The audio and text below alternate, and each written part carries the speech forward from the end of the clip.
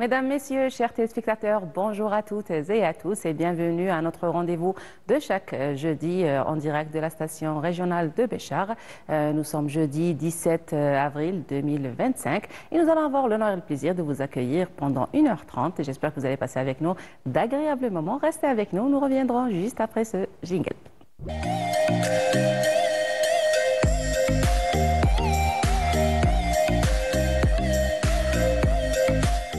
Alors, l'invité de cette matinale sera notre cher médecin, Dr Ben Ahmed Mohamed. Bonjour, bienvenue.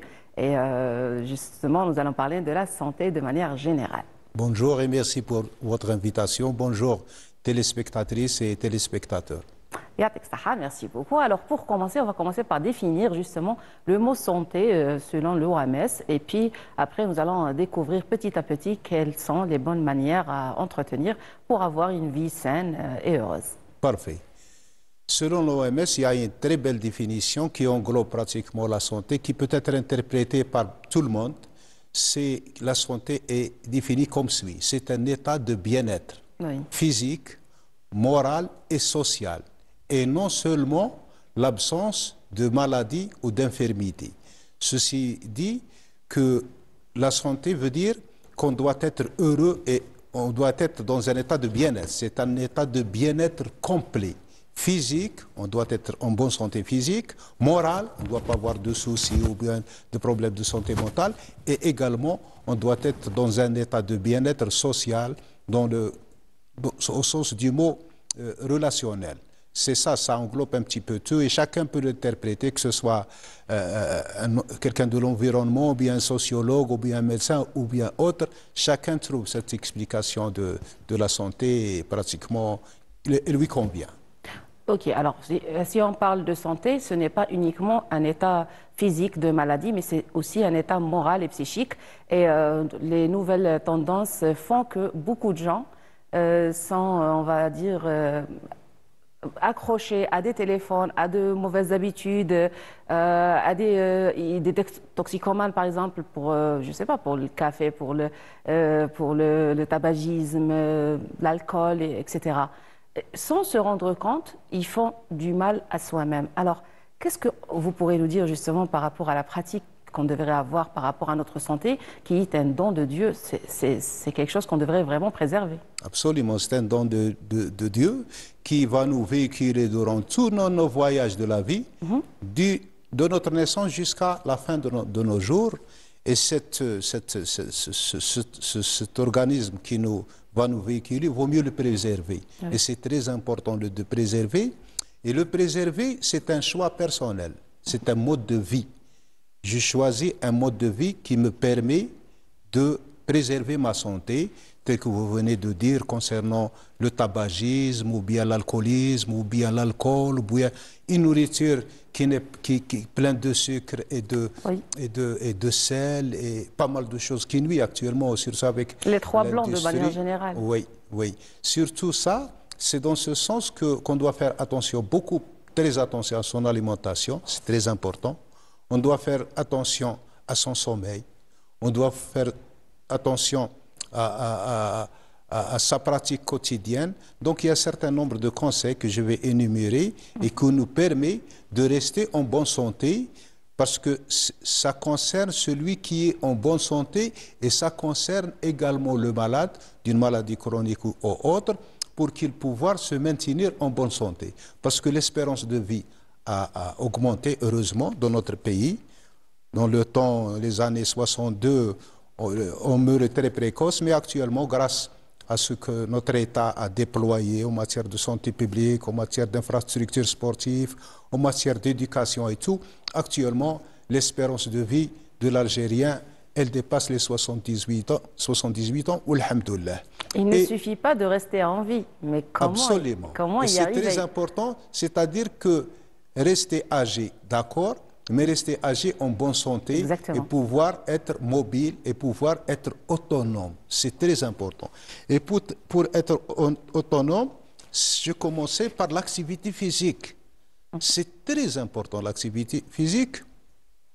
Elle nous permet à ce que l'organe fonctionne correctement. Lorsqu'on fait la marche qui est conseillée par l'OMS à 30 minutes chaque jour, et l'idéal c'est de pratiquer d'autres activités sportives, la natation, l'équitation, toutes les disciplines sportives. Parce que tant qu'on fait le sport, tant qu'on fait l'activité physique, tant qu'on réduit un certain nombre de maladies. Par exemple, le cas du cancer qui commence à prendre des propositions alarmantes, le fait d'être actif, je ne dis pas sportif, mais le fait d'être actif et non sédentaire, ça nous permet de réduire 25% la survenue du cancer. Également, respecter l'alimentation dans le sens d'essayer de faire le jeûne. Parce qu'actuellement, il y a des hôpitaux pratiquement à travers la planète qui s'occupent du jeûne. Et pendant le jeûne, nous, des musulmans, alhamdoulilah, on vient de terminer le mois de Ramadan, le jeûne, c'est une période qui permet à l'organisme de se régénérer. Oui. Et notre organisme, ça nous permet à l'ADN d'être... Parce que l'ADN, je ne vais pas rentrer dans le jargon médical, mais s'il y a une petite faute, ça peut créer une cellule cancéreuse. Mais lorsqu'on jeûne, on permet l'autophagie. On va détruire notre propre cellule qui peuvent éventuellement devenir cancéreuses. C'est dans ce sens que le jeûne est conseillé pour être en bonne Justement, d'ailleurs, santé. plusieurs études ont prouvé l'impact du jeûne Absolument. sur Beaucoup la bonne santé. d'études actuellement en Allemagne, aux États-Unis d'Amérique, partout. Même s'ils ne jeûnent pas de la même manière musulmane, mais il y a toujours une rupture. Ce n'est pas le jeûne spirituel, mais c'est des jeûnes intermittents. Par exemple, il y a certains qui renversent, au lieu de manger pendant 16 heures et jeûner le soir lorsqu'on dort pendant 8 heures, ils jeûnent pratiquement pendant 16 heures. Y compris le soir, parfois. Voilà. C'est-à-dire, ils mangent pendant 8 heures, on mange. Et pendant 16 heures, on jeûne. Parfois, ils prennent uniquement, ils s'hydratent, ils prennent l'eau, mais ils ne mangent pas. On conseille de le faire une fois, 24 heures de jeûne par 24 heures. Et le jeûne hydrique, c'est-à-dire on prend uniquement de l'eau. De l'eau, exactement. Parce que l'eau également, c'est pour préserver sa santé. L'eau, il est indispensable à l'être humain parce qu'il représente plus de 60% dans notre corps. Et le fait de prendre de l'eau, ça permet de s'hydrater. Et lorsqu'on est bien hydraté, on est en bonne santé. Les cellules sont baignent dans un liquide on n'est pas déshydraté. Et on conseille surtout aux enfants de les hydrater. C'est très important, et particulièrement le sujet âgé. Parce qu'avec l'âge, on perd cette sensation de soif. On a besoin d'eau, mais on n'a pas soif. Donc, un sujet âgé, parce qu'à partir de 65 ans, 70 ans, etc., à chaque moment, on lui conseille de prendre de l'eau. D'ailleurs, c'est ce qui fait perdre l'élasticité de la peau chez les personnes âgées. Exactement. Très juste ce que vous venez de dire. Parce que le fait de pincer la peau entre l'index et le pouce et la laisser, si elle revient automatiquement, cela veut dire qu'on est bien hydraté. Si elle prend du temps à devenir naturellement, cela veut dire qu'on perd d'eau. Justement, alors on va parler de l'importance de l'eau dans l'organisme qui représente justement plus de 70% dans la planète entière, que ce soit à l'intérieur du corps ou à l'extérieur. Alors, comment peut-on garder justement une bonne hydratation?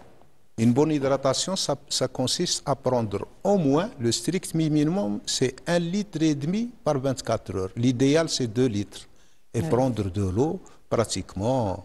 Surtout lorsqu'on se lève le matin, prendre de l'eau avant de prendre un repas, prendre de l'eau avant de se coucher et s'hydrater tout le temps, particulièrement la saison estivale et surtout dans les régions du sud comme Béchar par exemple ou bien le Grand Sud, il faut s'hydrater, il faut également se préserver du soleil.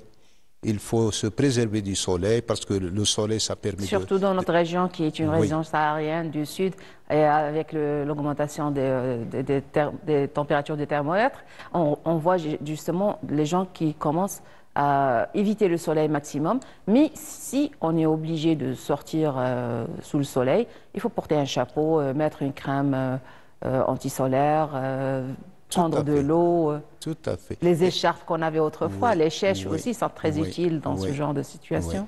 Surtout dans le temps, les gens s'habillent en tenue blanche qui reflète les ondes du soleil, les rayons solaires. Et également, si on n'est pas obligé de sortir, il faut éviter de sortir entre 10 heures et 18 heures ou bien même 17 heures. Pendant que le soleil, il faut éviter cette période. Essayer de marcher dans l'ombre, essayer, comme vous dites, de porter des chapeaux, essayer que si j'ai âgé ou bien les enfants également, il faut qu'ils doivent être dans des endroits frais.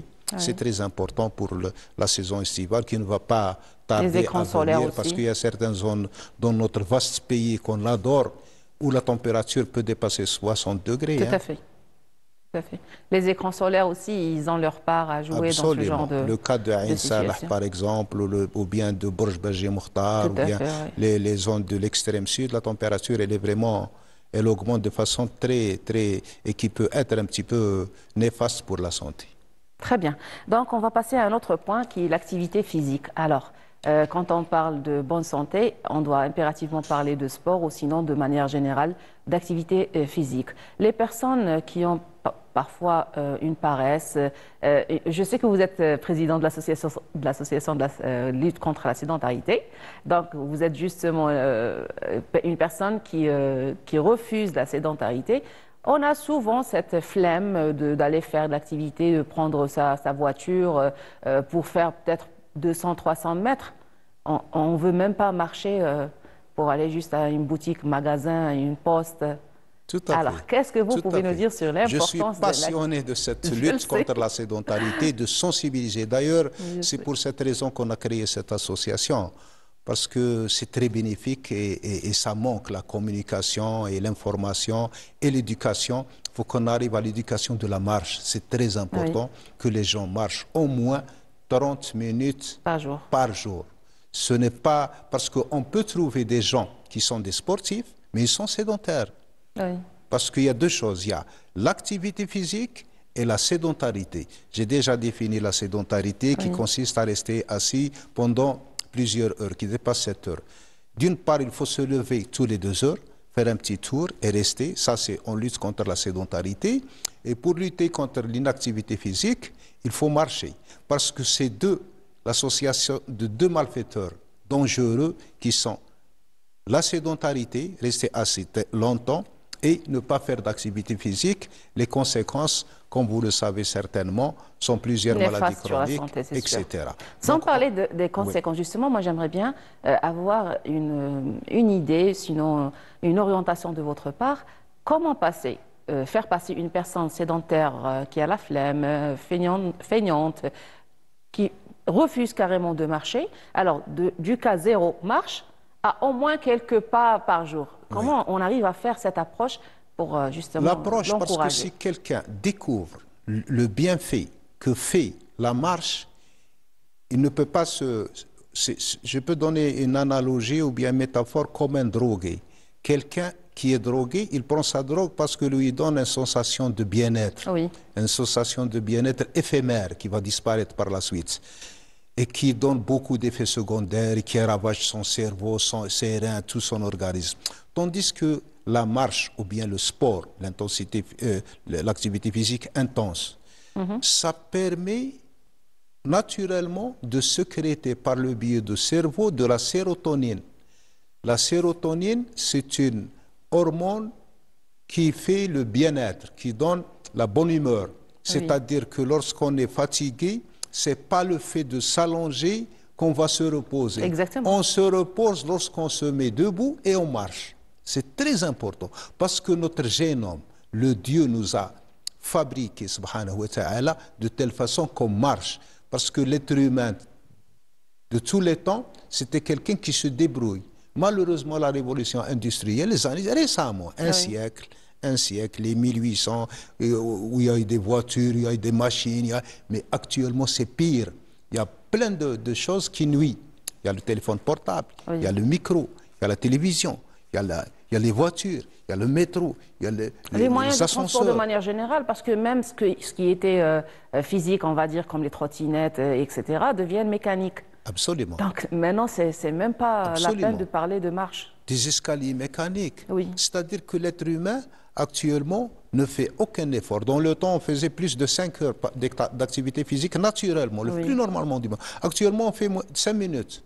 5 minutes d'activité physique. Donc c'est très insuffisant, d'où l'augmentation de cas de cancer. Le cas de Bichar, par exemple, dans les années 70, 60, 80, il y a très rare des cas de cancer. Mais actuellement, il y a tout un hôpital pour les cancéreux. Oui, La pathologie cancéreuse est devenue quotidienne. Ça a dû à pratiquement, je ne suis pas un expert, mais je pense de façon très modeste que c'est secondaire à notre alimentation, à notre mode de vie, au stress d'une part, surtout, également à la sédentarité et l'inactivité physique et notre alimentation qui est pleine de choses qui ne sont pas bonnes pour notre santé. Ça va ensemble, hein, quand on dit une personne sédentaire qui ne fait pas d'activité et le stress, c'est un cercle vicieux. La même chose, parce que le fait de faire de l'activité physique, ça permet de lutter contre l'inflammation, d'une part. Ça permet de booster l'immunité. Et lorsque l'immunité est boostée et l'inflammation diminue, cela veut dire que la maladie peut disparaître. Exactement. Le stress fait augmenter l'inflammation. Donc, le stress, l'inactivité physique et cette alimentation malsaine et les gens qui passent la nuit à être connectés avec le portable, ça va être une association de 4 malfaiteurs et ça aboutit automatiquement à nuire à notre santé qu'on doit préserver pour être dans un état physique, dans un état de bien-être physique, moral et social. Si vous permettez, je prends actuellement le volet social. Le volet social, l'être humain est quelqu'un qui est social. On ne peut pas rester tout seul. Lorsqu'on est tout seul tout le temps, on est déprimé en quelque sorte. Parce que la dépression, la première chose de la dépression, lorsqu'on voit quelqu'un qui est déprimé, déjà il a le regard tombant, la voix monotone, monocorde, il s'isole. Oui. Dans la dépression, on s'isole. Le fait de s'isoler et de ne pas être social avec les gens, cela veut dire qu'on n'est pas en bonne santé morale. Donc le fait de connaître des gens, de participer dans des associations, d'aller voir des parents, de rendre visite à un malade, ça permet d'avoir une attitude mentale positive. Et cette attitude mentale positive nous permet, parce que notre cerveau peut nous guérir. Le fait d'avoir une attitude positive, ça nous permet de guérir et de se prévenir de beaucoup de maladies. Parce que le fait d'avoir une attitude mentale négative, déjà ça affaiblit. Parce Exactement. que l'inconscient, c'est un micro-ordinateur. Il croit tout ce qu'on lui dit. Je me dis à moi-même que je suis fatigué, que je suis en mauvaise humeur, je le deviens. Tout à fait. Et si je me dis que je suis en très bonne humeur, que je suis content, je commence à être content. Exactement. Je commence à être content parce que je me le suis dit. Exactement. Et je suis content. Voilà. Alors déjà, on était en train d'énumérer comment préserver sa santé. On a parlé de sommeil, d'hydratation, d'activité physique, relations humaines. Déjà, la programmation automatisme, on va dire, de la personne sur des ondes positives, s'entourer de personnes positives, justement, éviter tout ce qui nuit à la santé directement ou indirectement, en particulier le sommeil aussi, la qualité de sommeil. C'est pas uniquement dormir, parce que dormir avec une télévision à côté, avec un bruit, le cerveau ne se repose pas. Absolument. Alors, le reste des conseils que vous pourrez justement nous donner. Le sommeil, particulièrement, le sommeil, on doit avoir un sommeil réparateur. Oui, de qualité. De qualité, qui permet à notre organisme de se régénérer durant cette période qui varie d'une personne à une autre. Il y a des gens qui 6 heures leur suffit, il y a d'autres que 9 heures leur suffit, d'une part. D'autre part, pour dormir, on doit dormir dans un endroit frais et silencieux et surtout obscur. Parce que même une petite lampe je ne sais pas, d'un climatiseur par exemple, peut gêner notre sommeil. Il ne sera pas un sommeil réparateur. D'une part, les horaires du sommeil avant minuit, c'est très important parce qu'avant minuit, 1 heure équivaut à 2. Oui. Et d'autre part, il faut se préparer à dormir. Et pour avoir un bon sommeil, à partir de 17 heures, il faut éviter tout ce qui est excitant, c'est-à-dire le thé, le café, la vitamine C, tout ce qui excite l'organisme à être vigilant, il faut l'éviter, et particulièrement le portable. Parce que le portable, il y a des jeunes qui, dans l'obscurité, sont en train de se connecter. Mais c'est très néfaste. Ça stimule le cerveau. On ne peut pas dormir. Même si on dort, on n'aura pas un sommeil réparateur, on aura un sommeil perturbé et ça se répercute le lendemain. La personne est irritée, la personne est névrosée, la personne est mal dans sa peau. Oui. Donc le sommeil, on doit le respecter d'une part pour être en bonne santé.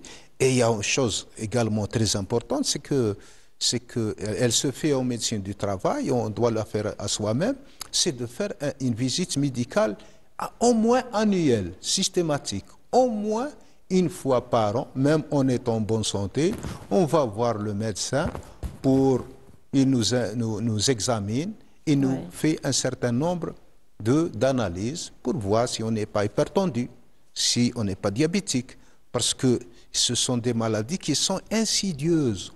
Diabétique, on n'en sent absolument rien. Absolument rien. On est déséquilibré, le diabète, et surtout avec notre alimentation. On mange beaucoup de pain, on mange beaucoup de couscous. Et ça donne, notre pancréas, avec le temps, va s'épuiser. Et on peut être diabétique sans le connaître. Il y a beaucoup de diabétiques qui sont diabétiques. Docteur, justement, le temps ne nous permet pas de nous étaler sur tout. J'aimerais justement brièvement que vous nous résumez peut-être les bienfaits, les bonnes manières qu'on devrait prendre en considération. Pour résumer, je dirais que c'est un choix. C'est un choix. Pour être en bonne santé, c'est un choix. À part ce qui est héréditaire et génétique. Le reste, c'est moi qui ai choisi d'être en bonne santé parce que je dors suffisamment, d'une part. Je ne prends pas ni d'alcool, ni de tabac, ni de choses qui sont nuisibles.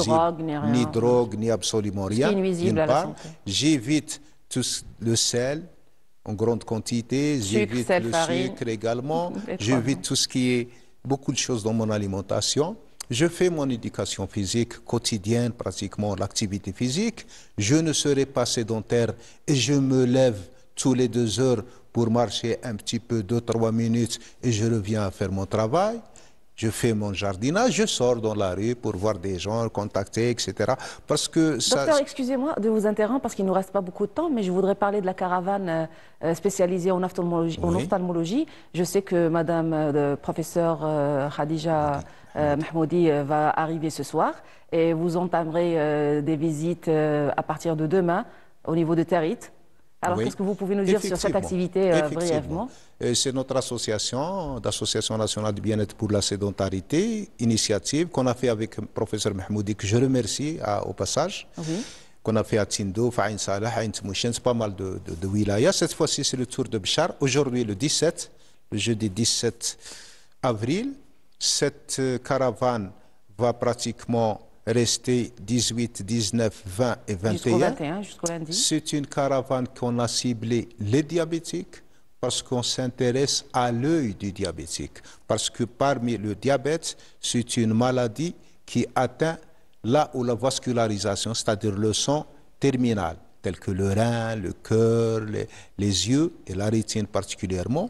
Et c'est aussi pour les cancéreux, il me semble. C'est-à-dire oui, oui, également. Donc vous ciblez les diabétiques et les cancéreux. Absolument. Et si on arrive à capter les enfants de la Lune, parce que j'ai essayé de les contacter par téléphone, n'a pas répondu. J'ai essayé de voir leur présidente au niveau d'Alger. Je n'ai pas encore pu les contacter, mais j'espère qu'on va les contacter. Ils ne sont pas nombreux. Ils sont au nombre de 5 et ça sera l'occasion qu'il sera examiné parce que le professeur Mahmoudi, elle s'occupe des enfants de la Lune depuis 1977. Donc elle a une grande expérience. Ça ne sera pas la dernière dans la wilaya de Bchar. Ce n'est pas la première parce qu'il y a déjà un travail qui a été fait par le Dr Behlouli et Mme Mahmoudi particulièrement. Ça sera une continuité. La prochaine fois, Inch'Allah, on va voir les élèves scolarisés. C'est très important parce que la santé scolaire représente 25% de notre population et on va voir les démunis, etc., sur le cas de malvoyants. Et on va essayer de leur procurer des lunettes éventuellement. Je vous remercie infiniment pour toutes ces informations. Bon courage pour la caravane spécialisée en ophtalmologie à partir de demain, justement. Vous serez à Territ, Inch'Allah. Je vous remercie, chers téléspectateurs, pour votre attention. Je vous laisse vous reposer un petit moment avec cette pause musicale et nous reviendrons pour recevoir notre prochain invité. Restez avec nous.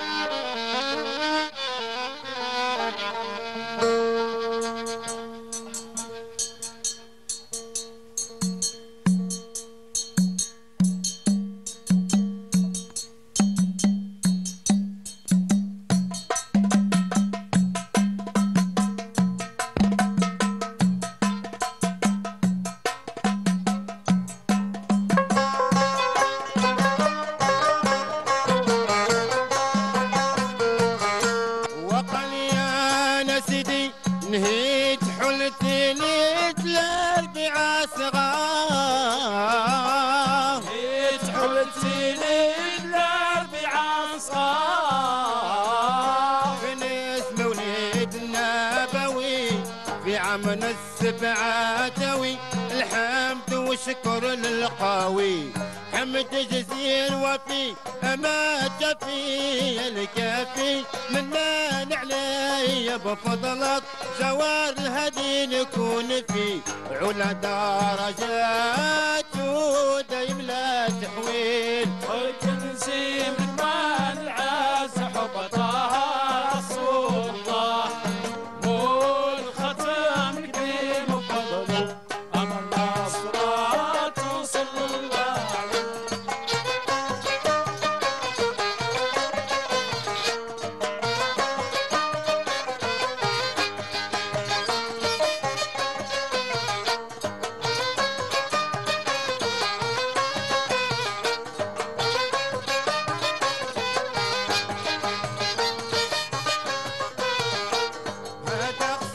يدي من العطاء والمقصود الله لا تفتحني يوم نشور غدا في عرسات وفي نهار التهويل احسن دني واللي حسن دنو يتم منك بادرك جهل التغيير ولا نفع الطاعات ومقام بالليل خول كنزي وكمال العز حبطها رسول الله هون الخاتم الكريم فضلوا امرنا بصلاته صلى الله عليه.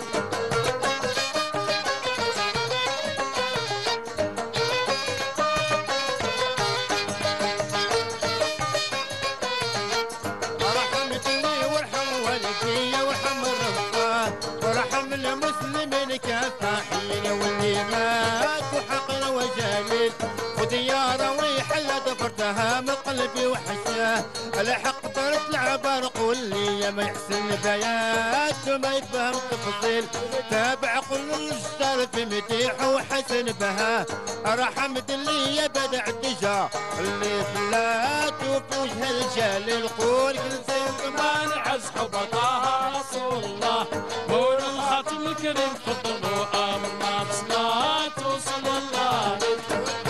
كمان عز حبطها رسول الله هون الخاتم الكريم فضلوا امرنا بصلاته صلى الله عليه. قول كنزي كمان العز حبطها رسول الله هون الخاتم الكريم فضلوا امرنا بصلاته صلى الله عليه. قول كنزي كمان العز حبطها رسول الله هون الخاتم الكريم فضلوا أمرنا بصلاته صلى الله عليه. قول كنزي من كمال العز حب طه رسول الله أمول الخاتم الكريم فضله أمرنا بصلاته صلى الله عليه. قول كنزي من كمال العز حب طه رسول الله أمول الخاتم الكريم فضله أمرنا بصلاته صلى الله عليه. قول كنزي من كمال العز حب طه رسول الله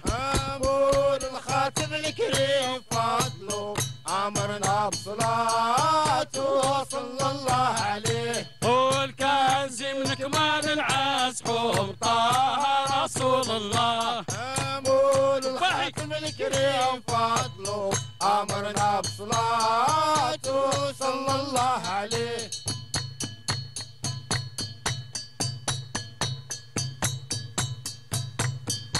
وانا معشوق بي والسن زرايا مقبول شد الشباك ليمنا وانظر المصطفى. وانا معشوق بي والسن زرايا مقبول شد الشباك ليمنا وانظر المصطفى. وانا معشوق بي والسن زرايا مقبول شد الشباك ليمنا وانظر المصطفى. وانا معشوق بي والسن زرايا مقبول شد الشباك ليمنا وانظر المصطفى.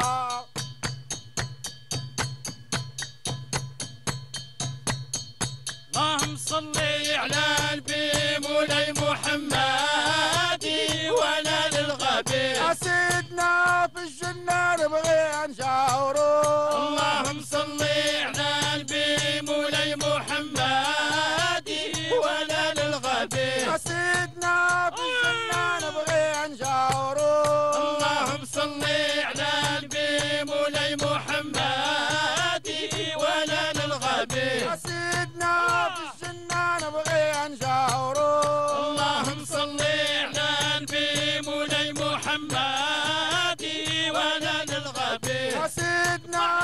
كنا نبغي نجاورو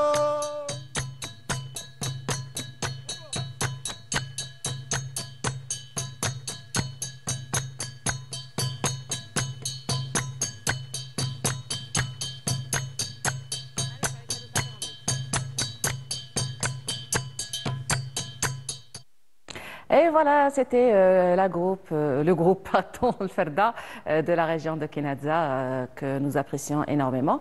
Nous arrivons à notre deuxième plateau. Oui, j'ai l'honneur et le plaisir de recevoir mon deuxième invité de cette matinée, en l'occurrence Dr Razli Abdelkader.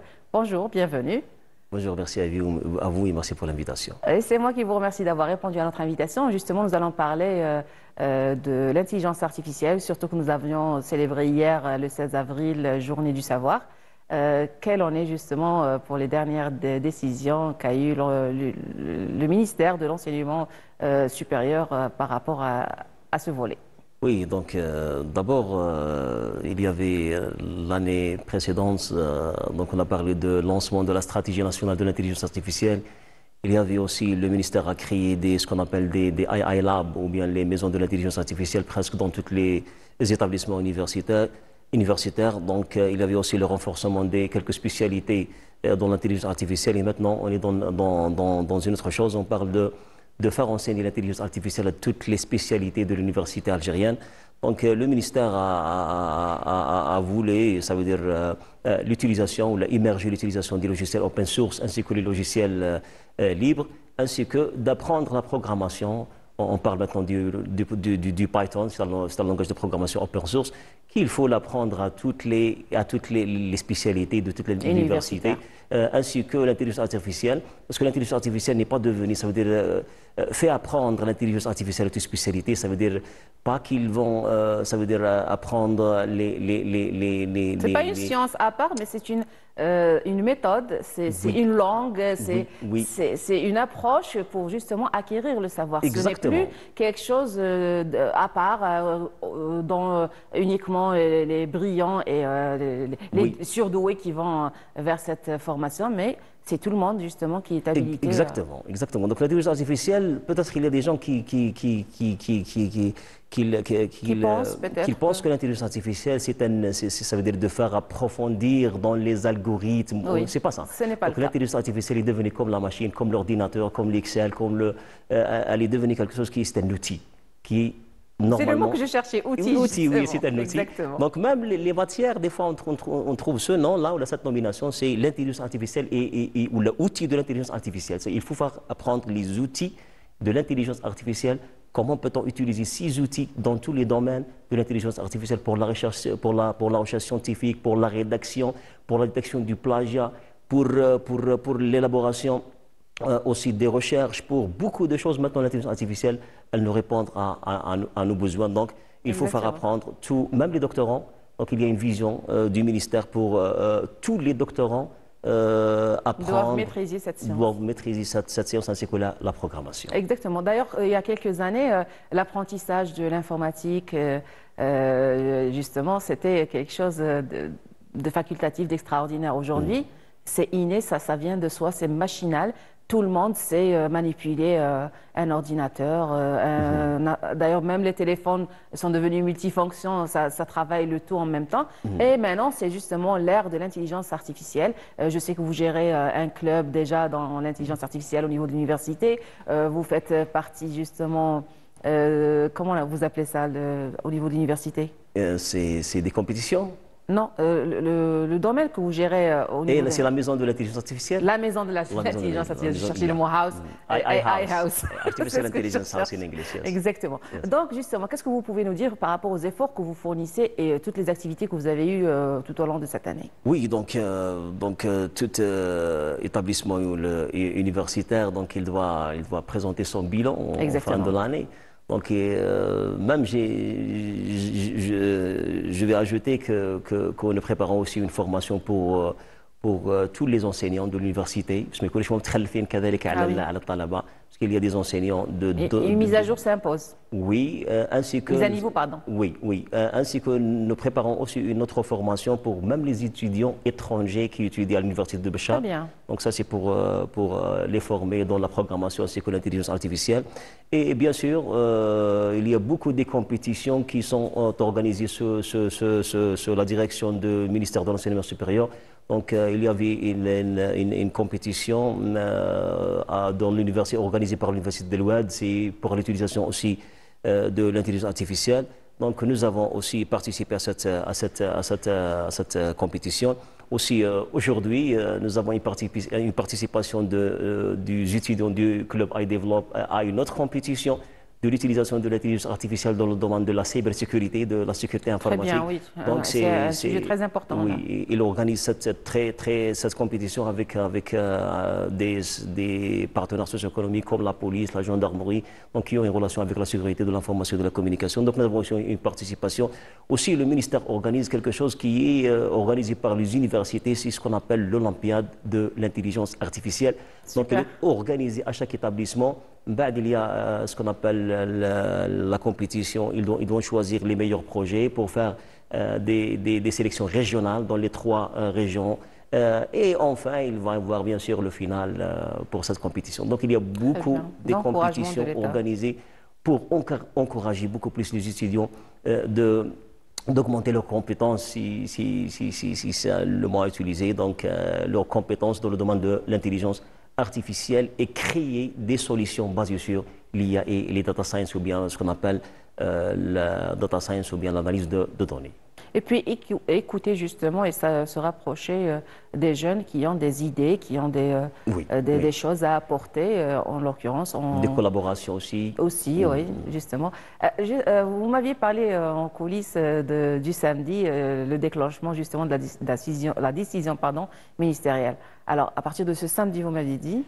Oui, donc après-demain. Maintenant, le ministère a demandé de changer tous les Canvas. Les Canvas, c'est presque tous les programmes d'études de toutes les spécialités. À partir de l'année prochaine, toutes les spécialités universitaires vont étudier 2 modules, la programmation et l'intelligence artificielle. Mais les étudiants de cette année, peut-être, ils vont sortir, ils ne vont pas bénéficier de ces changements. Donc, nous avons programmer des formations supplémentaires pour nos étudiants de toute l'université, dans toutes les spécialités, pour faire apprendre généralement les étudiants de licence, l'Al-3 et la licence, 3e année de licence, la programmation en Python en 4 chapitres, ainsi que l'intelligence artificielle. Donc chaque spécialité a son programme spécial. Par exemple, si les étudiants de la psychologie, ils ont besoin des statistiques, on va lui, ça veut dire, présenter les outils de l'IA utilisés pour faciliter les statistiques, la présentation des graphes ainsi que l'analyse des résultats. Pour les informaticiens et les techniques, il faut fonder sur les algorithmes de l'IA tels que les CNN, les réseaux de neurones et ainsi de suite, qui sont utilisés pour d'autres problèmes plus complexes comme la prédiction, la classification des données, ainsi que les data science ou bien les sciences de données. Et justement, c'est rattaché à toute la vie de manière générale. L'intelligence artificielle fait partie de notre vie quotidienne. Est-ce qu'il y a une collaboration entre le ministère de l'enseignement supérieur et celui de l'éducation, sachant que les enfants commencent à prendre connaissance de l'importance de cette intelligence artificielle et s'initient à très jeune âge? Oui. Je pense qu'il va falloir aussi l'enseigner au niveau des écoles, peut-être des CE1 ou lycée, bien avant d'entamer... Subhanallah, avant cette décision du ministère de l'enseignement, nous avons aussi un autre club qui s'appelle Sainte-Fiche. Donc, il est ici. Donc, ça fait 4 ans qu'on fait apprendre les élèves la programmation, la robotique, ainsi que l'intelligence artificielle et même le développement web. Ça fait 4 ans. Et nous avons eu des visites des spécialistes de l'intelligence artificielle qui travaillent dans des big compagnies comme Facebook, comme Intel. Ils ont visité ces enfants. Ils sont en relation avec ces enfants jusqu'à l'heure. Et le premier semestre, parce qu'on fait 3 semestres ou bien 2 semestres pour ces élèves-là. Donc le premier semestre, le recteur de l'université de Béchar, professeur Bezazi Boujma, a fait une visite. Il a été surpris de ce qu'on a fait. Il nous a dit il faut apporter ces élèves à l'université. Donc peut-être on a fait des avances, Mais c'est bien maintenant. Ça va il faut- s'imposer de soi, c'est-à-dire que voilà, c'est la vie qui impose, Qui que- impose, oui. qui C'est la vie impose ce régime C'est la et vie qui cette connaissance. Et la Exactement. journée du savoir, c'était hier, le 16 avril. Il y a beaucoup de choses qu'on ignorait à leur âge. Aujourd'hui, c'est devenu quelque chose de banal. Exactement. Et même l'université de Béchar, ça veut dire elle prépare ou bien يعني تحتفل بالذكرى هذه تاع 16 avril avec les étudiants ou bien les élèves du lycée. On fait beaucoup de formations et on a beaucoup de conventions. On a dernièrement signé une convention avec Voilà, c'est مديرية ce que التربية. je cher- c'est ce Et que on je a signé des recherche. conventions avec بعض الجمعيات يعني الجمعيات تاع Les اللي associations. عندهم علاقة بالتلاميذ pour ramener des étudiants ou bien des élèves à l'université pour faire des visites les laboratoires et principalement pour faire Leur choix plus tard. pour faire des formations, la programmation, la robotique ainsi que l'intelligence Et puis artificielle faire leur choix dans la plus maison tard de- après l'obtention du oui, bac aussi. dans la maison de l'intelligence artificielle. Donc, Je on a signé reviendrai des vers conventions. vous, Exactement, mon Inch'Allah. cher invité, docteur Razli. Je vous laisse avec cette pause musicale, chers téléspectateurs. Nous allons nous reposer ensemble et nous reviendrons pour continuer le débat.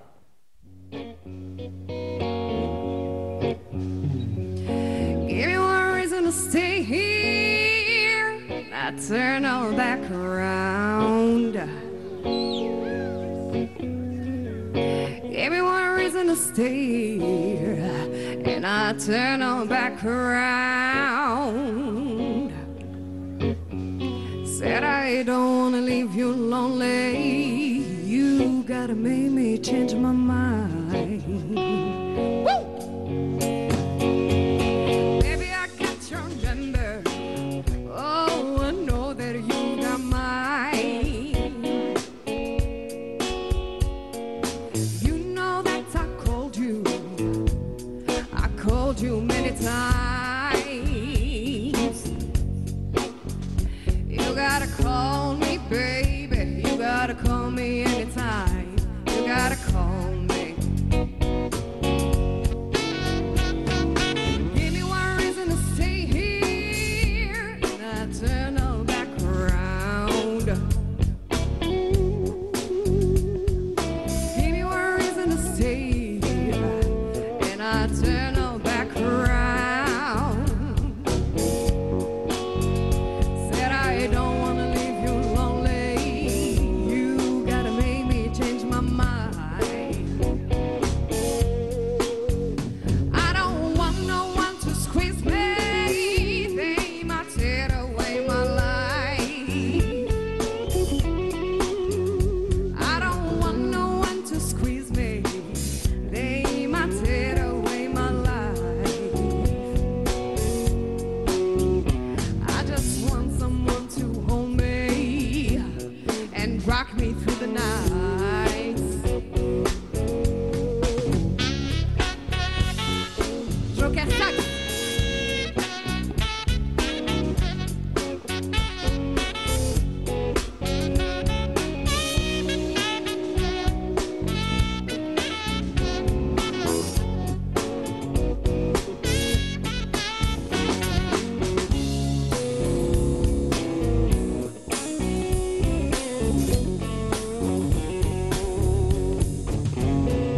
There's a youth for heart can love you, oh, and give you what you need.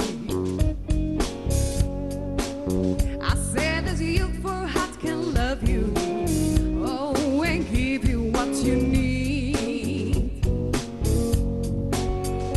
But I'm too old to go chasing around, wasting my precious energy. Give me one reason to stay here. Oh, I turn all back around. Give me one reason to stay here. Oh, I turn all back around. Said I don't wanna leave you lonely. You gotta make me change my mind. Baby, just give me one reason. Oh, give me just one reason why. Baby, just give me one reason. Oh, give me just one reason why I should stay. And I told love you, and I ain't no more to say. Rebonjour, chers téléspectateurs, et nous sommes de retour justement, toujours en direct avec vous de la station régionale de Béchar, dans votre émission Bonjour d'Algérie. Je vous retrouve après ce jingle.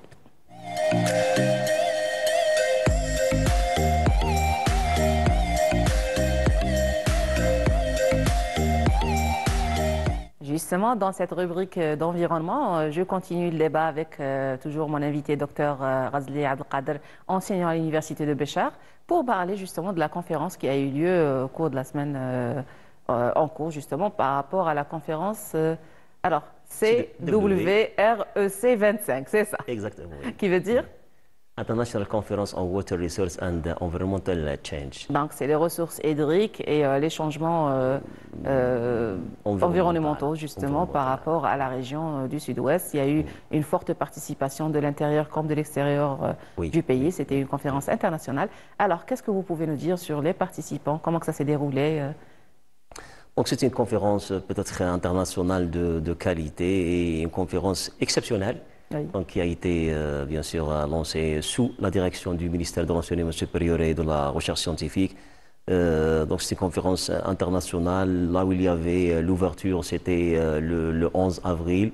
Donc, c'était l'ouverture avec la présence de six سفراء يعني تاع 6 دول اللي هي le Japon, les ambassadeurs, oui, c'est le Japon, l'Arabie Saoudite, le Koweït, ainsi que la Libye, la Tunisie.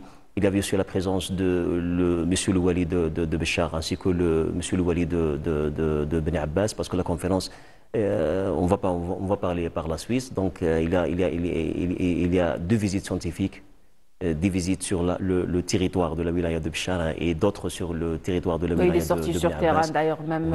Oui. Il y a eu une visite au barrage, une autre à Igli. Oui, c'est ça.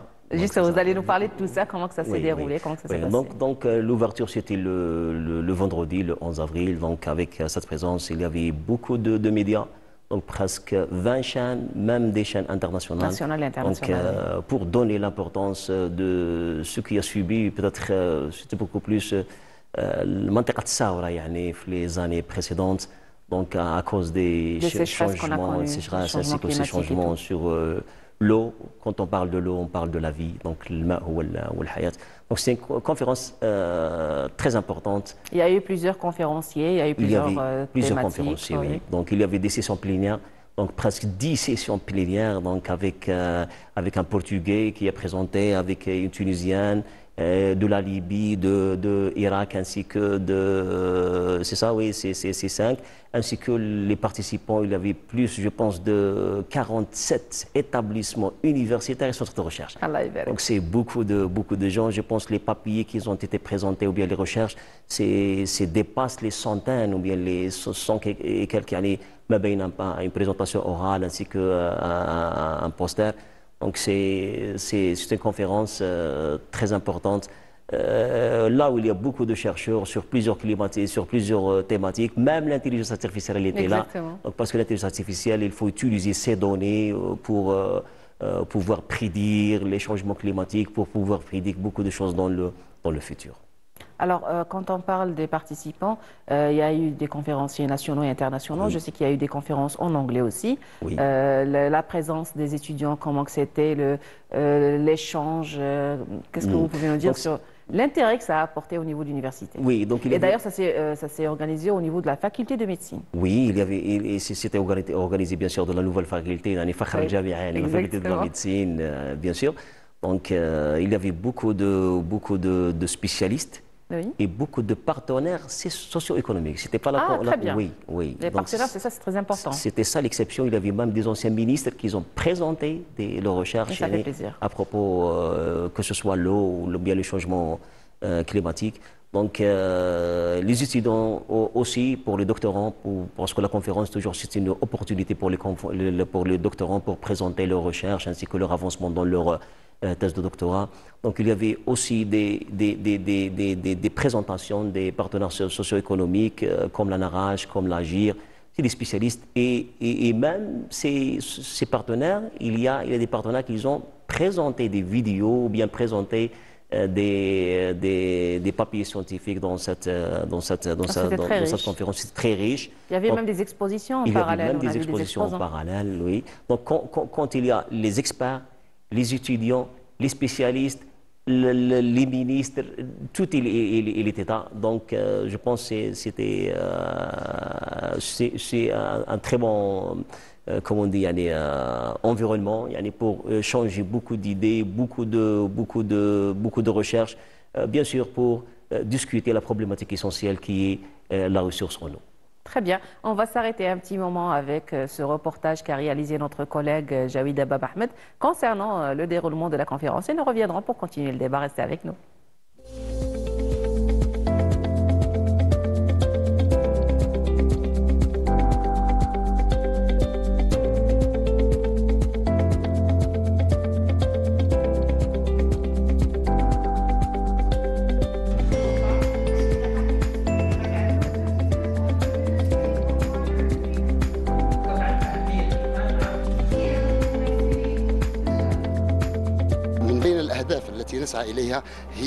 Parmi les objectifs que nous visons, c'est d'étudier les effets du changement climatique et environnementaux sur l'énergie hydraulique, ainsi que les problématiques qui en résultent en particulier à la vallée de la Saoura.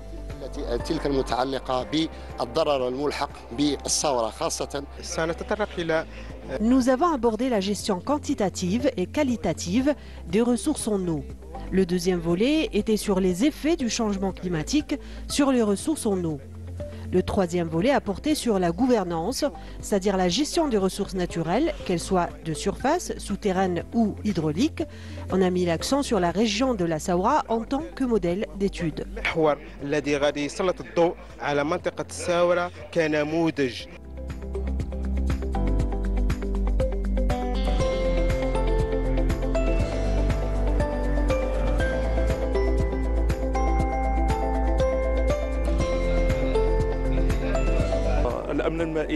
La sécurité de l'eau constitue l'un des axes principaux du programme du président de la République, traduit par le renforcement des stations de traitement des eaux, ainsi que par la réalisation d'immenses transferts hydrauliques entre plusieurs wilayas. Mon intervention portait sur l'utilisation des systèmes d'information géographique et de la télédétection, une technologie moderne permettant de localiser les zones. D'un point de vue scientifique, nous savons que l'Algérie dispose de capacités particulières, notamment grâce à son ouverture sur les pays du Maghreb, ainsi que sur certains pays européens, afin de trouver des solutions pour éviter ce type de problématique. Il est bien connu que l'eau, en tant que ressource naturelle, ne reconnaît pas les frontières politiques et circule d'un pays à l'autre, d'un endroit à un autre. La gestion de ces ressources partagées nécessite généralement une coordination entre tous les bénéficiaires.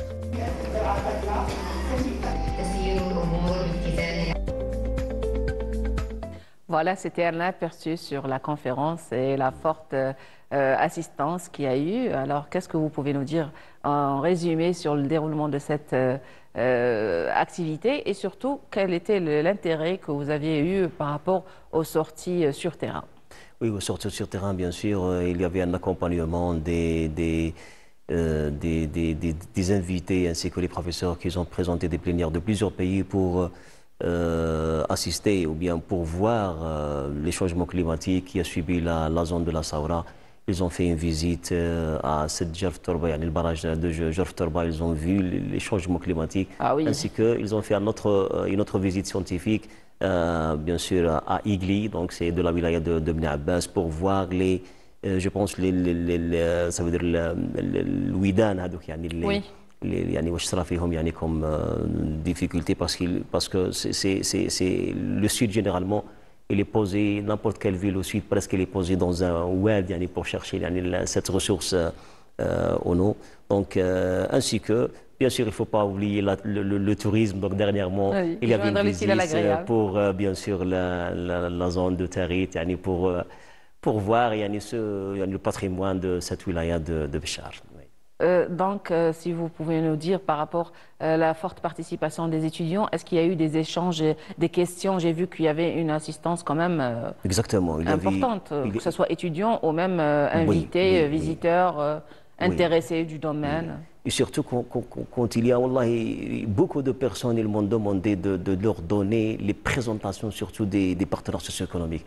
C'est ça l'intérêt. Oui. C'est susciter justement ce contact direct qu'on n'avait pas autrefois entre l'université et les efforts qui sont fournis au niveau de l'université, que ce soit des études ou des recherches ou même des thèses, et ce qui se fait sur la vie professionnelle donc comme par exemple le directeur de la NARACH vient ici pour présenter une présentation de sa société, ce qu'ils ont fait comme recherche, ainsi que l'AGIR, ils ont présenté une vidéo, ainsi que ça veut dire même l'établissement des fois l'entreprise qu'est-ce qu'elle fait.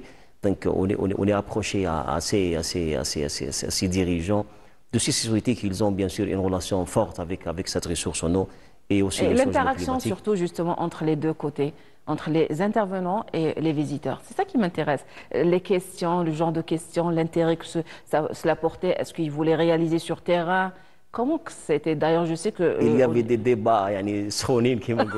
Voilà.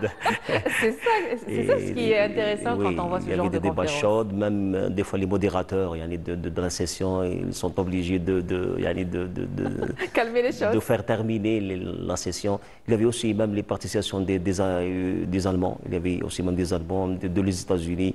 Donc il y avait beaucoup de pays qui ont participé pour bien sûr échanger ces concepts si nouveaux. Concepts de recherche ainsi que les résultats de chacun dans son domaine qui a une relation forte avec bien sûr la ressource en eau bien sûr que les changements environnementaux. Est-ce que la conférence s'est clôturée avec des recommandations, des choses à faire justement dans l'avenir pour préserver cette ressource? C'est très bien que vous m'avez fait donc il y avait bien sûr il y avait quelque chose qui est très important. Ils ont signé une convention avec l'université de Kirkuk de l'Irak. Donc il y avait une signature d'une convention, bien sûr, pour faire peut-être échanger des idées ou bien même l'échange des enseignants ou peut-être même des étudiants. Bien sûr, dans toujours la thématique de la ressource en eau. Et l'entraide entre universités, justement, dans la formation. C'est très intéressant. On est en train de voir quelques images justement sur les infrastructures réalisées dernièrement par l'État algérien. Il y a eu pas mal de projets dans la récupération de l'eau, que ce soit l'eau salée, le dessalement aussi de l'eau. Il y a aussi le retour à les eaux usées. On a vu beaucoup d'efforts fournis par l'Algérie dans ce sens. Alors, comment joindre l'intelligence artificielle à l'application de ces recommandations? Comment faire véhiculer justement ces informations et ces recommandations? Oui, donc l'intelligence artificielle peut utiliser... Aider énormément. Pour aider beaucoup. C'est pas énormément. Pour aider beaucoup parce que quand on a les données, donc ces données, il faut l'utiliser pour prédire ce qui va se passer dans le futur. Cette chose, c'est ça parmi la force de l'intelligence artificielle. Quand on a des données, et on veut analyser ces données. Donc, ça, c'est ce qu'on appelle la science des données. La science des données, c'est une branche de l'intelligence artificielle. Il faut appliquer des algorithmes sur ces données pour pouvoir interpréter. Là, on parle aussi des puits connectés. Des puits connectés. Ça veut dire pour pouvoir le niveau de l'eau dans chaque puits. Par exemple, la consommation, l'évaporation, le niveau de saïté de chaque eau. Exactement. Il y a beaucoup de paramètres à prendre. On a des capteurs, des capteurs qui peuvent détecter par exemple le degré de salination, درجة الملوحة. Donc نقدروا هذا الكابتور نستعملوه. Par exemple كيما يكونوا عندنا بوي وتزيد فيه درجة الملوحة يكون عندنا مع داشبورد مع ميكرو اورديناتور ديجا كوليكتي نقدروا نعرفوا بلي لي بوي كاع اللي راهم جايين موراه. Ça veut dire après 10 ans, les 5 ans, garder par exemple, faire de la zone. Donc il ne faut pas faire l'agriculture et ainsi de suite, ou bien il faut utiliser des systèmes de dessalination de l'eau. Que ce soit souterraine ou même les crues, les WED, tout ce qui en suit. Donc par exemple, on a un puits donc on peut estimer grâce à l'intelligence artificielle, les changements climatiques et beaucoup de paramètres que par exemple... Et trouver des solutions, ce qui est plus important encore. Oui, c'est de trouver des solutions. Quand on connaît la cause, on arrive à trouver le remède. Oui, l'intelligence artificielle, c'est basé sur les données. Si on n'a pas de données, donc on ne peut pas développer des solutions intelligentes. On ne parle pas aussi avec un autre concept, c'est l'IoT, Internet of Things. peut-être Internet of Things, ou bien La l'Internet connexion des objets, des On outils, peut peut-être, le futur, on peut parler des puits connectés. Ça veut dire كي نقص الماء في هذا لو بوي نقدروا نعرفوا باللوطر واش راه يهضر يعني يبداو يهضروا مع بعضهم البعض. Avant كنا كونكتيو des machines, des ordinateurs, من بعد درك هذا كونكتيو des téléphones, من بعد il faut connecter des objets, un puits c'est un objet. كاين aussi une autre chose, c'est d'autres technologies pour la gestion et de cette ressource-là, par exemple comme le management de l'eau. Il faut utiliser ce qu'on appelle en anglais les smart meters. C'est les compteurs intelligents. Donc les compteurs هذوك فيهم des puces. La puce هذيك يعني كيما نقولوا هي تقيس لك الدرجه نتاع لا كونسوماسيون تبعث لك la facturation sur le téléphone et vous pouvez payer en utilisant le e-payment. Il faut aussi utiliser ces compteurs intelligents, par exemple, qui pour modérer aussi la consommation. Voilà. On travaille là-dessus. Qui connaît par exemple des robinets ouverts dans une maison, par exemple les gens marront justement. Donc, le compteur il peut détecter qu'il y a un robinet, ça veut dire qu'il y a une consommation de robinet. Il y a un problème quelque part, donc avec le robinet, il peut faire arrêter l'eau automatiquement. Donc ça, c'est beaucoup de choses qui le peuvent futur, on est en train de voir avec des la choses, robotique et l'intelligence artificielle. Oui. On est en train de voir l'avenir. Inch'Allah. Je vous remercie pour toutes ces informations. Est-ce que vous avez une dernière chose à ajouter? Rien du tout. نتمنى هذه la conférence إن شاء الله تكون لها des versions أخرى parce que c'est vraiment quelque chose qui de bénéfique et de très important. بالك 10 ans à 20 ans dans une université, donc... Inch'Allah, j'espère que ça ne va pas tenir aussi longtemps que ça et que ça va être de retour très bientôt, Inch'Allah. Surtout que l'organisation a été super bien faite. Je vous remercie pour tous les efforts et pour toutes ces informations. Chers téléspectateurs, j'arrive à la fin de ce deuxième plateau. Je vous laisse avec cette pause musicale avant de recevoir mon prochain invité. Restez avec nous.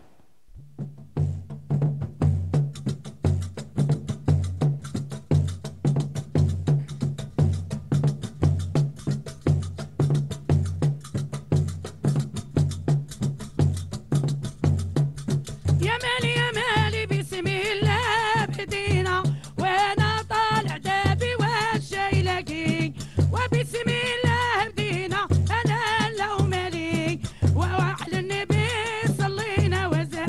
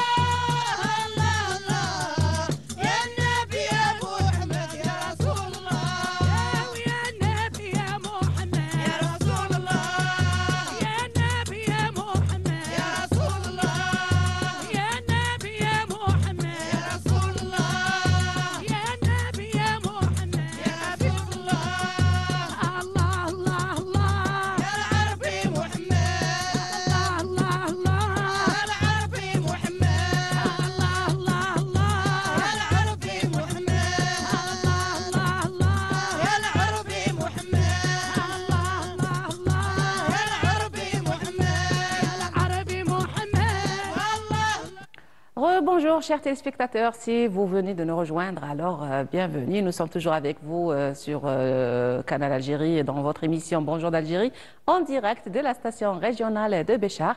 J'arrive à mon troisième et dernier plateau et j'ai l'honneur et le plaisir de recevoir à mes côtés Dr Moussaoui Abdelwahab ainsi que Madame Daoudi Yabina. Bonjour, bienvenue. Bonjour madame, oui. Merci Justement, nous allons parler de l'ouverture de l'unité de diabète au niveau de l'hôpital civil Belhadj Ahmed. Justement, c'est une nouvelle chose et une très bonne chose. Alors, madame, vous êtes la présidente de l'association. Je commence avec vous, docteur. Donc, l'intérêt de cette unité, qu'est-ce qu'elle apporte de plus justement pour les diabétiques de la région? Et après, je vais discuter avec madame pour le ressenti des diabétiques, justement. Bon, on a fait l'ouverture, ça fait presque 3 jours, j'ai coïncidence avec la journée, je crois, mondiale de la santé, l'ouverture de l'unité de diabétologie. L'unité de diabétologie, c'est pour la première fois au niveau de la wilaya de Béchar. D'accord. Le rôle de l'unité de diabétologie, a un rôle de dépistage et de recensement des malades diabétiques. On va faire le recensement et le dépistage. Comment ça? Bon, actuellement, on dit qu'en Algérie, on a 4 millions de diabétiques. Mais en réalité, si on fait le dépistage correct, peut-être on va trouver des chiffres effroyants. Oui, on va trouver plus. Donc, le rôle, c'est quoi? On va entamer le dépistage et après le dépistage, on va faire le recensement pour savoir quel est le nombre réel des diabétiques au niveau de la wilaya de Béchar. Sans oublier la wilaya de Béchar, elle fait plusieurs APC comme Tsarit, Abadla, Beni Wennif, les Xor, d'accord? Donc on va faire un dépistage correct et vraiment précis, d'accord? Et cela me jette facilement, c'était vraiment un... Il y a eu des efforts derrière, c'est sûr. Des gros efforts, on a des gens, des grands responsables, c'est parmi eux, c'est M. le Wali de Béchar et M. le DSP, donc je profite de l'occasion de pour les remercier, M. Mansour Boukhar, le DSP, d'accord? Donc, d'avoir un grand effort pour l'ouverture de cette unité. Elle est très, très bénéfique. Qu'est-ce qu'on va faire? On va recenser les malades, d'accord? Après le recensement, il y a des diabétiques, bon, on va leur faire l'auto-éducation des diabétiques. Qu'il y a des diabétiques, il y a des gens, bon, même des gens qui marchent barra la rue, ils sont diabétiques. Exactement. Donc, quand on va faire le dépistage, on va faire un rassemblage des malades. On va les rassembler, on va voir combien de diabétiques il y a au niveau de la wilaya de Béchar, on va voir un chiffre exact, d'accord? Cela, c'est pas facile à le faire, d'accord? Ça demande vraiment un grand effort. Donc, après avoir fait le recensement, après le dépistage, on va faire le recensement. Après ça, on va éduquer les diabétiques. Information, On va éduquer une petite formation, on va dire, parce qu'ils sont nouveaux dans la maladie, ils n'ont pas forcément des informations prérequises, comment gérer leur maladie, comment vivre avec, justement. Donc, on va former les malades, comment faire l'auto-éducation des diabétiques. Ça concerne 3 volets, donc c'est l'alimentation, éviter trop gras, éviter trop sel, sans sucre, d'accord? Sans oublier l'hygiène de vie, d'accord? Et le sport. Le sport, c'est pas grand-chose. Le sport, ça demande seulement 30 minutes de marche par jour. C'est largement suffisant. Donc, il ne faut pas dramatiser les choses. Donc, c'est quelque chose de minime, c'est quelque chose de facile. C'est faisable, voilà. C'est pas quelque chose de très... les maladies, ils ont une idée sur leur maladie. Ils croient que le diabète, c'est quelque chose d'affreux, de choquant, ce qui n'est pas forcément le cas. Alors que vous allez les rassurer, les accompagner. Le reconfort psychologique. Voilà. Et ça joue un rôle très important. On va faire le reconfort psychologique, comment s'adapter avec sa maladie, comment vivre avec sa maladie. Donc, l'unité de diabétologie, c'est quelque chose de très, très bénéfique pour la wilaya de Béchar. On est très heureux d'avoir ouvert cette unité. Donc, Ah ben, ça fait plaisir. C'est vrai, Justement, pour reconnaître les efforts, je vais m'adresser à Madame justement Daoudi Yamina, qui est, vous êtes directrice, présidente de l'association des diabétiques au niveau de la wilaya. Vous avez un nombre très important de malades recensés à votre niveau. Alors, comment ils ont accueilli cette nouvelle justement? الله نبداها لك بسم الله الرحمن الرحيم. رئيسة جمعية مرضى السكري لولاية بشار، وهي الوحيدة على مستوى الولاية. وراه عندنا استحسنا كانت فكرة أول، كانت فكرة والحمد لله دروك تحققت. مشكور مدير الصحة وي مدير الصحة وتحت إشراف والي ولاية بشار، هو مشكور هو ايضا وي. انت عندك لي مالاد راكم حاسبينهم عندكم في لاسوسياسيون سي دي زاديرون ولا راكم يسون ريسونسي عندكم بالك اكثر من 200 ولا 300 مالاد؟ كيفاش كان استقبالهم لهذا اللينيتي؟ والله اول مره شويه الناس كانت شويه متخوفه بيس كانت تقبلنا بصح ما كانش تخدم. الناس دائما تجي كانوا يجوا يشكونا يقولوا لنا وين ما نجوا نلقاوكم بالعين، وين ما نجوا نلقاوكم بالعين. صايق انا لي كارت ديجا يعرفوا وين يلقاوكم دركا. تخي بيان. ايا ابخي من بقاو يجوا وحده تقولها لوحده وحده تقولها لوحده، كعارفه لا فامي الحباب الصحاب. مورا الاعلام من هذا المنبر نشكر الاعلام عامه، الاعلام التلفزيون الاذاعه، بقاو الناس شويه يقربوا لنا. تري بيان. ولاو يجونا الناس يجوا بالاطفال. انا شخصيا كنت نزور بوضياف، مستشفى بوضياف 2 فوا بار سومان. نمشي نشوف نلقى لي مالاد لي بيبي الاطفال، نسجلهم ندير لي غونسينيومون تاعهم من عند الاولياء من عند الوالده خاصه. نجيبهم تما نعلمهم نعيط لهم نقول لهم لما كان خاصكم الدواء، خاصكم لي زاباغاي، خاصكم صوالح، بقاو يقربوا لنا. تري بيان. مشكوره من هذا المنبر ثاني طبيبه ملكه تاع التغذيه تاع مؤسسه بوضياف، قد تبعث لي تعطيهم نيميرو التليفون تقولوا فوالا هواش صاي اتصلنا. الناس الكبار كذلك.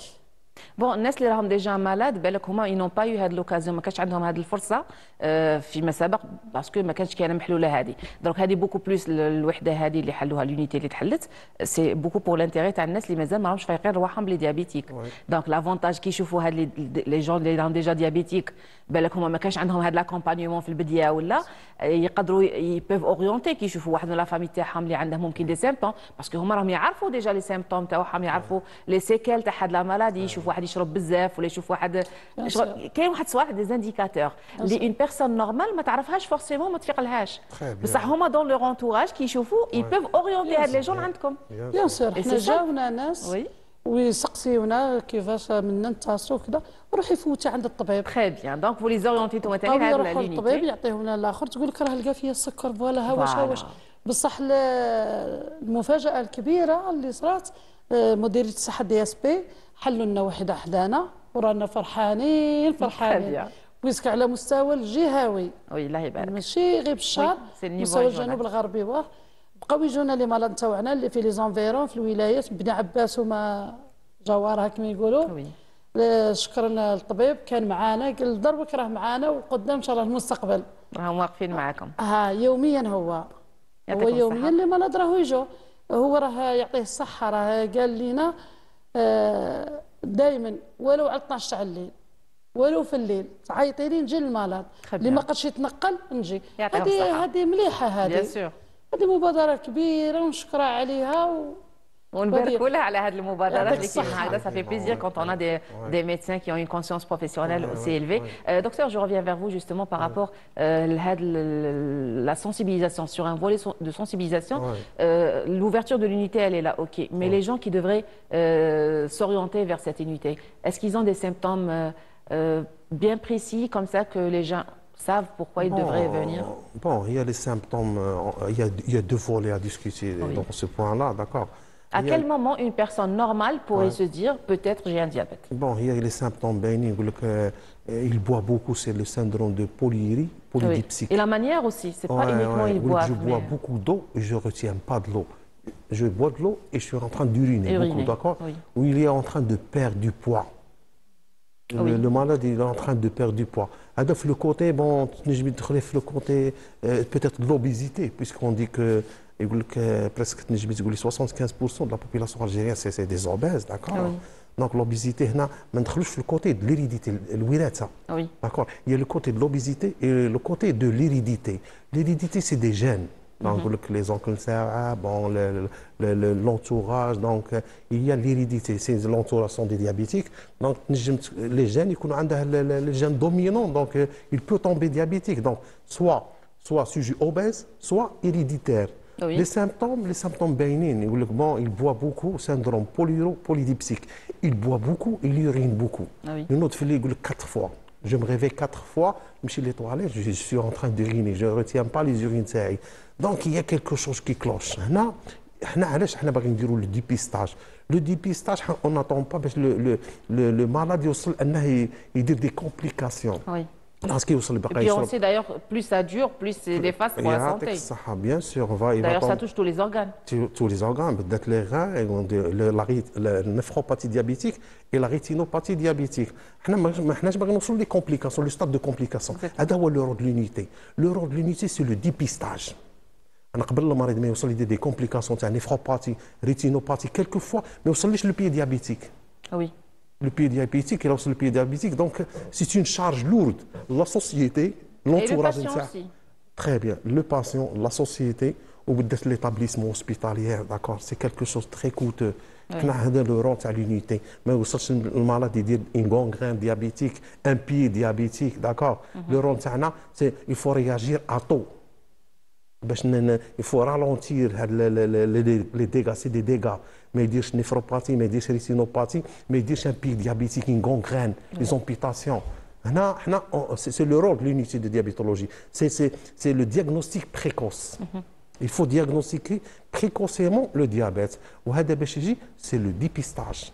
Le DSP Mshkour, bon, il est en train d'organiser un dépistage peut-être chaque mois. D'ici 15 jours, on va faire un dépistage au niveau de la placette. C'est ce que j'allais poser, ça allait être ma prochaine question. Qu'est-ce que vous envisagez justement dans le cadre de la sensibilisation et du dépistage? Bon, هضرت مع le DSP هو مشكور من هذا المنبر بيسك راه واقف معنا. قال لك on va faire un dépistage général نديروا في لا بلاسيت تاع سونتر تاع لو جيدو داكور. نديروا un dépistage مع l'association داكور مشكورين من هذا المنبر. D'accord. Un dépistage général, c'est gratuit. Donc, pour savoir le nombre de diabétiques, les raquins dans la société, donc c'est حاجة مليحة, bon, c'est machallah. Ben oui, c'est quelque chose de très positif. Oui. Donc, c'est sûr, on va découvrir des surprises, d'accord.